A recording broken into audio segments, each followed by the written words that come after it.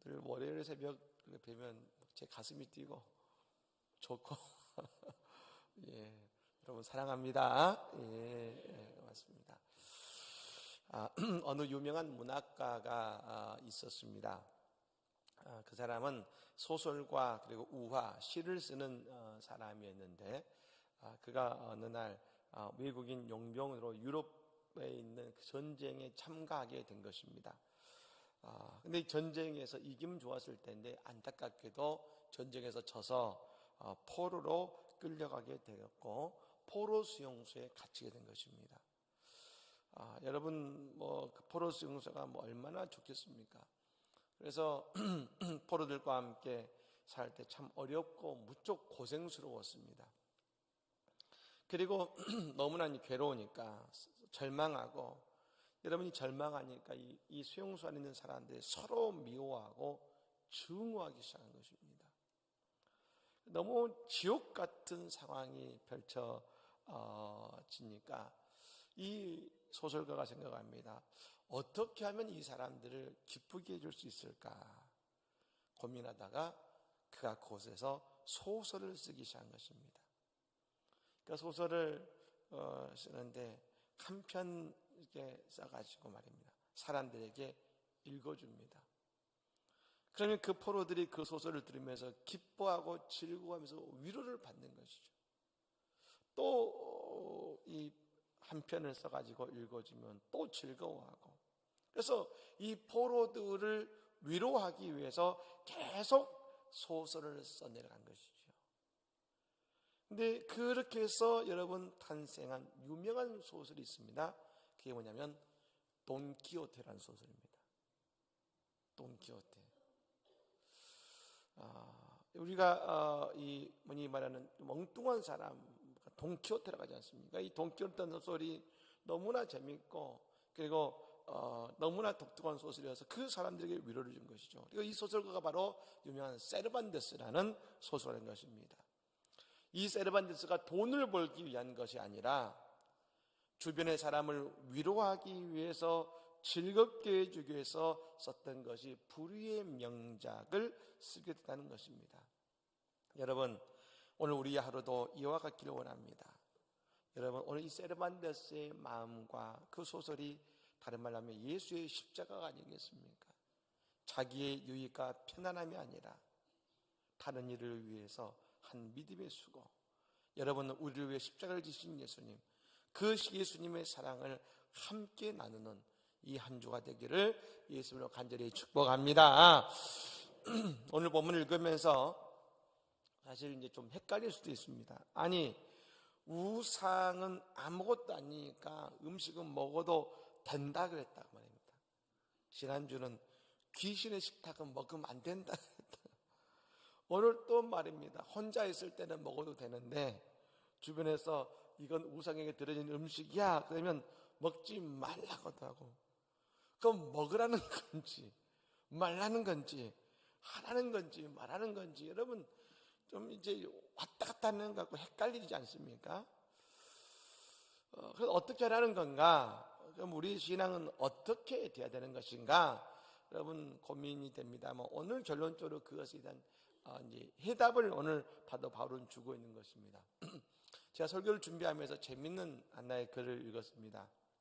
어느 목사님이 이 유대인과 같이 우리나라의 중국집에서 식사를 하게 된 것입니다.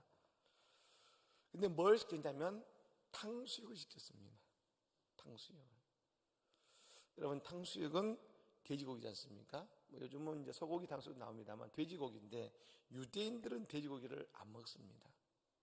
근데 탕수육을 시켰더니 맛있게 먹었습니다. 먹고 나서 이 목사님이 말합니다. 이보시오, 당신이 지금 먹은 게 뭔지 아시오? 모릅니다. 이게 돼지고기입니다. 유대인이 그랬답니다. 그래서 맛있었군요. 그게 끝인 것이죠. 그러니까 우리가 볼 때는 유대인이 돼지고기를 먹으면 안 되기 때문에 죄의식이 있어서 그럼 안 되는데 이럴 줄 알았는데 딱 한마디 그래서 맛있었군요 하고 끝났다는 것이죠. 유대인들도 남에게 피해를 주지 않는 한 모르고 한 것에 대한 용서가 되더라는 것이죠. 우리 신앙의 중심이 헷갈릴 수 있습니다만 어쩌면 오늘 이 말씀이야말로 진짜 예수님의 마음일 수 있다는 생각이 듭니다. 우리는 알지요. 예수님께서는 이 땅에 인간의 모습으로 오셨지만 하늘의 진리와 생명의 복음을 담보하신 분이십니다. 그러니까 다시 말씀드리면 진리와 복음으로, 복음이 곧 예수 그리스도 아니겠습니까? 우리가 아는 것처럼 저 모세가 40일 동안 금식하며 시내산에서 있었습니다. 그 시내산에 40일 동안 왜 40일이 필요했을까? 아니 10계명을 그냥 받고 나오면 되고 율법을 받고 나오면 되는데 왜 40일이 필요했을까? 그것은 뭐겠습니까? 하나님이 40일 동안 시내산에서 모세를 데리고 있으시면서 즉 하나님의 10계명의 말씀과 그 율법의 말씀이 모세의 삶이 되게 만드신 것이죠. 그러니까 단순히 가서 율법은 이거야, 하나님의 말씀은 이거야가 아니라 모세 스스로 그 말씀으로 살아낼 수 있게 만드는 시간이 40일 동안 금식하며 시내산에 데리고 계셨던 것이죠.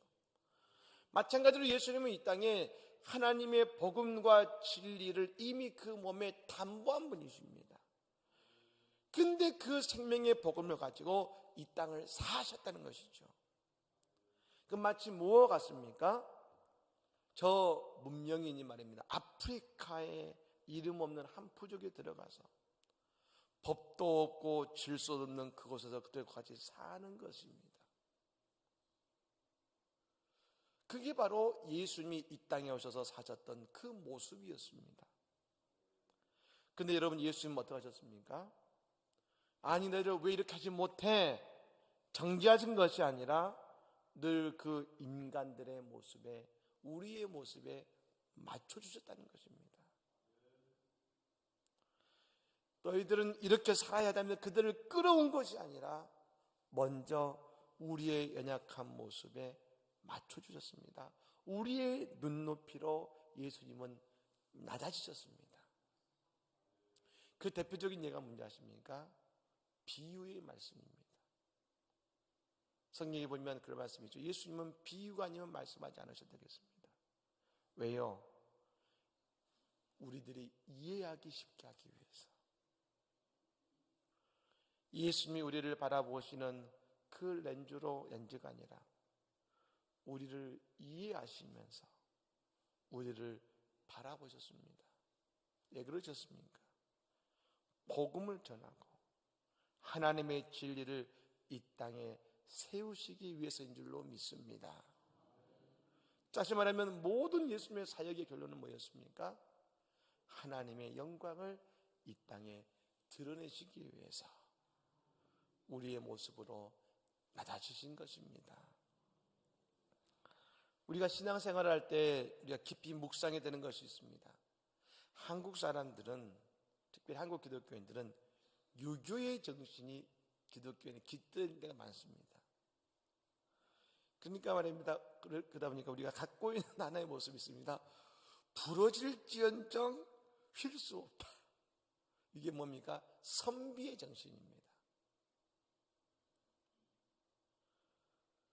선비의 정신입니다. 그러니까 우리의 신앙생활하면서 말입니다. 내가 부러질지언정 내가 질 수 없다면서 하는 그 선비의 정신을 가지고 신앙생활을 할 때가 있는 것이죠.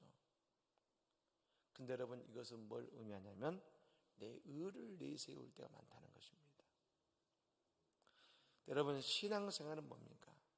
우리가 예수를 믿으면서 자유함을 누려야 될 줄로 믿습니다.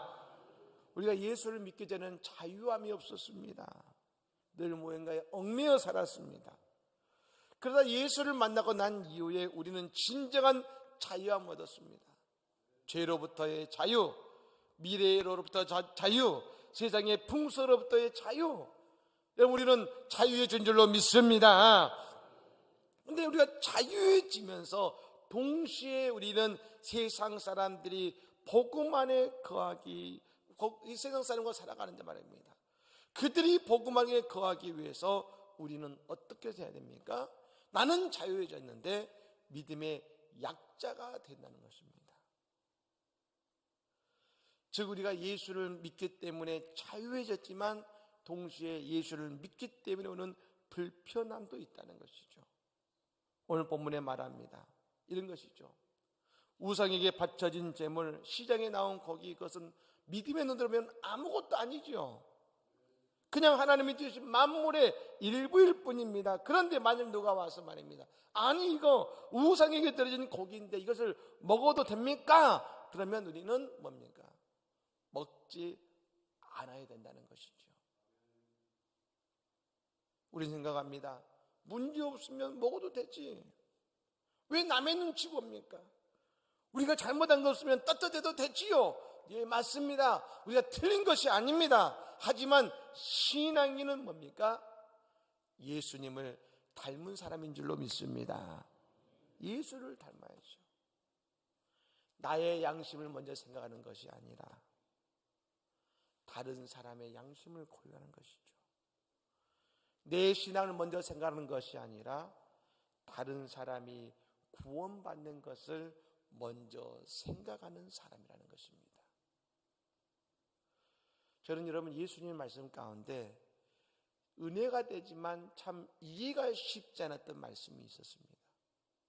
마태복음 11장 28절, 28절부터 30절까지 말씀입니다. 우리 같이 한번 읽으면 좋겠습니다. 시작. 수고하고 무거운 짐진 자들아 다 내게로 오라. 내가 너희를 쉬게 하리라.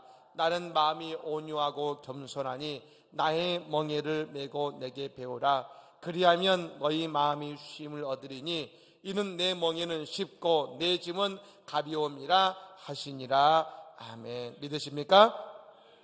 우리 여러분, 우리 예수를 믿으면 우리는 자유 얻고 쉼을 얻게 될 줄로 믿습니다. 근데 이 말씀에 분명 자유하다고 했는데 예수님이 뭐라고 하셨습니까? 내 멍에를 메라 하셨습니다. 근데 예수님의 짐을 지라 합니다. 근데 그게 가볍답니다. 생각합니다. 그게 무슨 자유입니까? 다른 멍에를 메는 것이고 다른 짐을 지는 것이지 그게 뭐 자유합니까?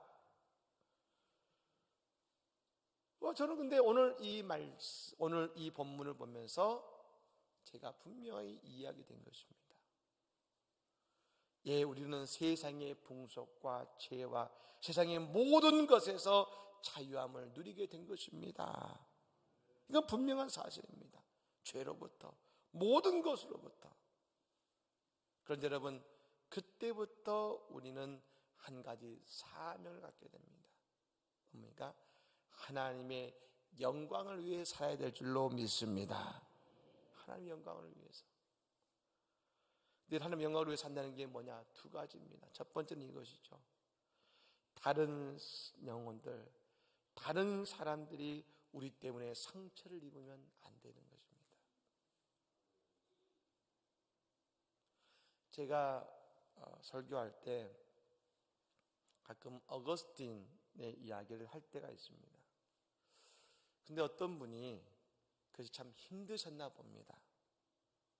사실 여러분, 이 어거스틴은 종교개혁 이전의 분이고 초기 기독교 인물이기 때문에 개신교든 천주교든 모두에게 신앙의 선조가 되는 분이고 그리스도교 역사의 여러분 뿌리와 같은 분입니다. 근데 제가 말을 할 때 성 어거스틴, 성자라는 칭호, 그리고 그분들이 어떤 분이 이해할 때 그 어거스틴이 캐톨릭의 인물이 아니냐라고 생각하셔서 그런지 특히 성자라는 편이 무척 거슬렸던 것 같습니다. 그래서 저에게 한 번은 그런 문의를 해오신 적이 있었습니다. 아니, 왜 가톨릭 얘기를 합니까? 왜 이단 얘기를 합니까? 제가 그 얘기를 듣고 나서 말입니다. 아, 그러십니까? 제가 그 이후부터 가톨릭이나 성자라는 표현을 빼려고 노력합니다. 갑자기 무의식적으로 나올 때는 어쩔 수 없지만 그러나 가능한 그 표현을 빼려고 노력하고 있습니다. 왜요? 이것이 맞고 틀리냐가 중요한 것이 아닙니다. 중요한 것은 성도님들이 은혜 받으러 오셨는데 그 마음에 걸림이 있으면 안 되지 않겠습니까? 그건 중요한 게 아닙니다. 중요한 것은 복음이고 중요한 것은 우리가 은혜 받아야 될 줄로 믿습니다. 그것이 우리의 모습인 것이죠. 두 번째는 이것입니다. 우리가 하나님의 영광을 산다는 것은 늘 감사해야 된다는 것이죠. 오늘 바울이 보기에 아니 당신은 왜 교회 다니면서 이렇게 우상에 들어진 고기를 먹는 겁니까? 그러면 내 자유입니다. 괜찮습니다. 그러니까 예수 믿으면 괜찮습니다 하는 것이 아니라 말입니다. 이런 생각에 감사해야 되는 것이죠. 어떤 감사입니까? 이 사람이 나를 기독교인으로 인정해 주구나. 이 사람이 나를 통해 하나님과 예수를 알아가는구나. 그것이 뭡니까? 오늘 하나님의 영광을 위해 살아가는 성도들의 삶의 모습이고 우리의 신앙의 모습이 되어야 될 줄로 믿습니다. 그래서 여러분, 오늘 우리 성도들은 날마다 한 가지 늘 우리 안에 말입니다. 은혜를 풍성하게 채워야 될 줄로 믿습니다. 날마다 은혜 받아야 되는 것입니다. 은혜가 없으면 이것이 옳습니다라고 주장할 수밖에 없는 것 아니겠습니까? 은혜 받으면 모든 것이 가고 그리고 말입니다. 그러면서도 모든 것이 하나님의 영광을 위해서 나아가게 되는 것이죠. 여러분, 오늘 이 아침에도 은혜의 역사 임하기를 간절히 축복합니다. 그 은혜를 통해서 말입니다. 받은 은혜를 가지고 이 하루도 예수님을 위해서 하나님의 영광을 위해 나아갈 때 우리의 삶에 하나님의 위대한 영광이 드러나고 주의 빛이 우리의 삶에서 드러나게 될 것입니다. 그래서 안성 제1장로교회 성도들은 다르다. 저 사람들은, 저 좋은 성도들은 나를 품어주고 나를 위로해 주구나. 오늘 그 얘기가 오늘 우리에게 들려지기를, 주의 영광이 드러나기를 예수님으로 간절히 축복합니다. 아멘. 찾아가겠습니다.